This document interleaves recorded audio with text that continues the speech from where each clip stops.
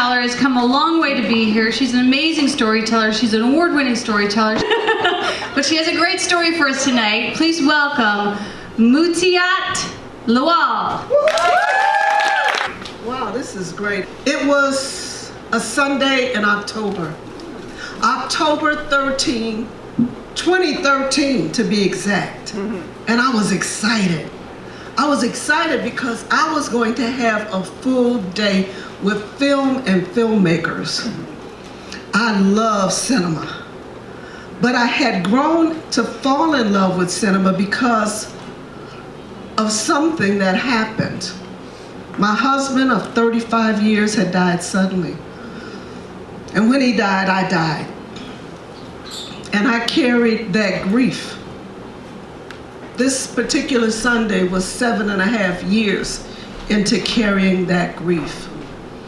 And I carried it like a bag of overstuffed, wet, dirty laundry. It was heavy. It was exhausting. But when I went into the movie theaters, I could take it off and put it down and relax for maybe 2 hours and watch a film or let the film consume me, and sometimes cry if I needed to. But on this particular day, it was the Chicago International Film Festival African Spotlight on Africa, that's what it was titled. And we had 2 African filmmakers in our Hyde Park area. So we had the filmmakers talk about themselves. There was a break for lunch. We went and ate, and then we went to view the films. Well, one of those filmmakers was a young man from Southern Africa, and he had talked about his life growing up and wanting to become a filmmaker. He also told us that he was in line to get a fellowship and he'd be returning to the US. His story was so fascinating that I thought, I want to be in touch with that guy because I want, when he comes back to Chicago, I thought, he can talk to some of our young men here who may not feel motivated or even know the opportunities that exist for them. And so I made it my duty to wait and get his contact information. So after that long day of events, there we were, the 3 of us in the lobby, the filmmaker, his driver, and me. So I walked up to him, and I wasn't really nervous because I knew, well, I had some years on the boy, so I wasn't worried. And I approached him and I asked him for his business card and told him I would love to stay in touch. And he gave himself a pat down. Only there was no pocket on the t-shirt, so I don't know what that was about. He patted his pants and then he shrugged and said, I'm sorry, I don't have a card. The driver, on the other hand, had found a piece of paper and a pencil and handed it towards me, and I said, don't worry, honey, I got this. And I pulled out a card, because I carried business cards in those days. And I'm going to ask the scientists to hold on to this next point, because maybe you can explain to me what happened. So as I handed my card, and he touched the other end of the card, a surge of electricity came flowing through my body and my eyes opened like 2 big saucers. And for the first time that day, I saw that guy. And what a guy he was. He was about 6'3", beautiful dark chocolate skin, shoulder length locks, and the muscles. How did I miss the muscles? The muscles were rippling under his t-shirt. And as I handed him that card and that happened, I was no longer a 63-year-old widow. I was a 17-year-old schoolgirl, and I was giggling on the inside, and I couldn't understand what had happened, and I was like, damn, how did I miss that all day? And so I hurriedly finished the conversation because I was really having a lot of emotions, and I walked out of the door, but it didn't feel like it. It felt like I floated to my car. And I drove home, and when I got home, he was already there, honey. in my inbox. And this is what he said.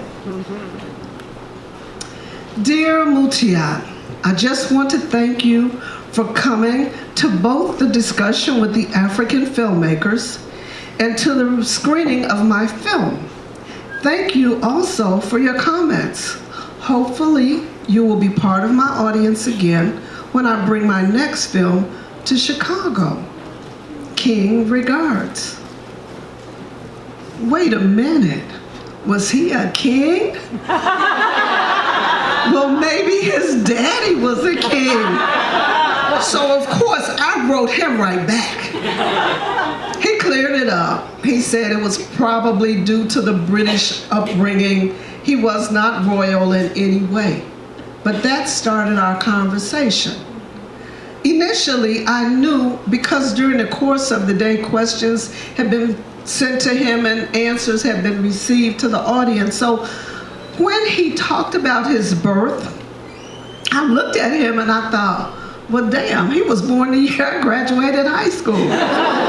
So we had this age gap from the beginning. And he lived in the UK. So we were also separated by distance.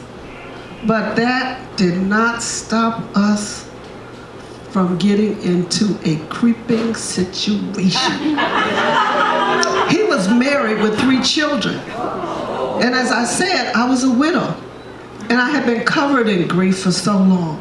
He brought a freshness and a light to me that I just ate it up. Our letters were flying back across the continent so furiously. And we started out just asking, who are you? What do you do? And then we discovered we had a lot in common. And then we started talking about love and romance. But I didn't feel guilty because I needed that. And he knew I needed that. In one of the letters he told me, I'm not going anywhere. I've taken off my running shoes. I'm here holding your hand, and I'm not leaving. That was good, but that was scary because I knew we were only going to have words on a page between us. There would be no physical anything. And I mean, the mind is amazing, and we both had those creative minds, so we could imagine all sorts of stuff. I remember once he told me he was going to Australia. Would I come and visit him there? Of course I would. But none of that ever happened. But what I discovered along this journey of years, holding hands and walking alongside him in the way that we did, is that he was helping me to come out of that deep, dark place that he found me in. And so he would say things like, you're a beautiful woman. You need somebody to love you. And I don't know if he meant him, because we knew that was impossible. But each step we took together opened me up more. And I discovered somewhere along that journey that I wasn't crying as much. And I didn't feel as sad as much. And I got to the point one day that I said a prayer aloud. And I said, God, if you let me have somebody, can I tell you what I want? And I listed 5 things on purpose, because I knew that if God heard and answered that prayer, that person would appear just as I asked for. And 2 months later, he did. Our letters got to be more distant. They boiled down to an occasional happy birthday, happy holiday. And always on October 13th, we remembered our anniversary. But I was beginning to open myself up to love again. And I found love again. So my suggestion to any of you in the audience, if you've ever had love and lost it, don't be afraid to open your heart. If he hadn't put King regards on that letter, I never would have even bothered. I was intrigued by the response. So because of him, I found love again. And I reached out to him a couple of days ago and told him I was going to tell this story. leaving his name out because he's still married. But I told him I'll give him a follow-up tomorrow, so I just want to hear the audience response to our story, our love story, our story of cheating and creeping, sort of. And I thank you for your time. Yeah.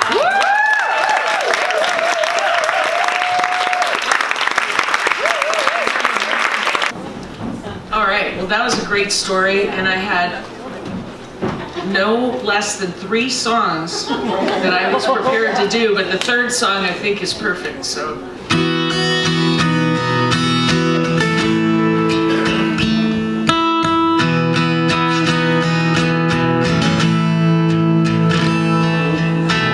It's hard to see right now.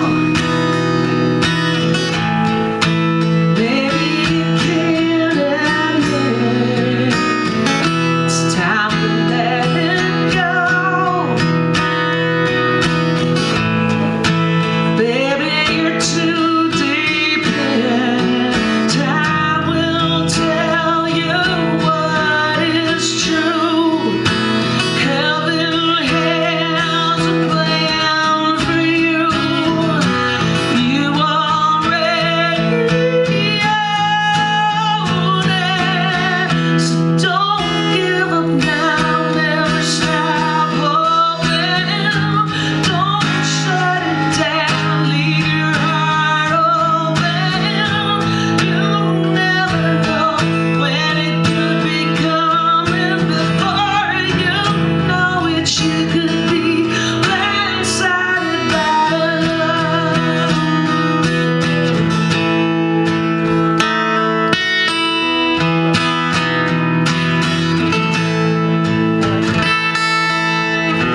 You should know by now.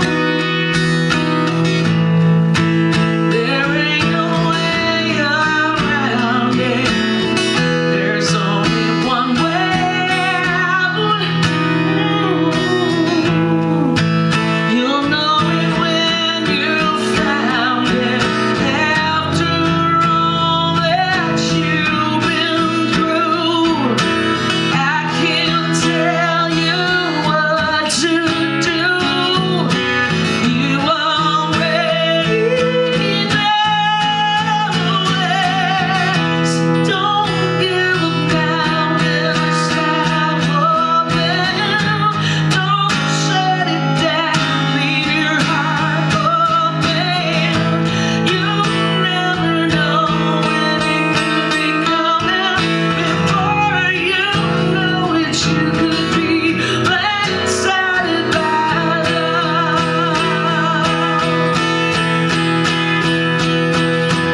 Love has a way of making you change. One broken heart at a time. If you just hold on tight, you'll be alright. So don't give up now. Never stop hoping. Don't shut it down. Leave your heart open. You never know when it could be coming. Before you know it, you could be blindsided by love. Blindsided by love. Blindsided by love. You never know when it could be coming. Before you know it, you could be blindsided by love. Blindsided by love. Blindsided by love.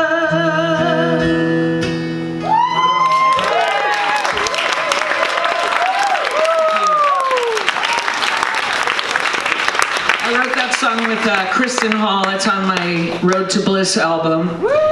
And on the record, it's a duet with Emily from the Indigo Girls. Yeah, and I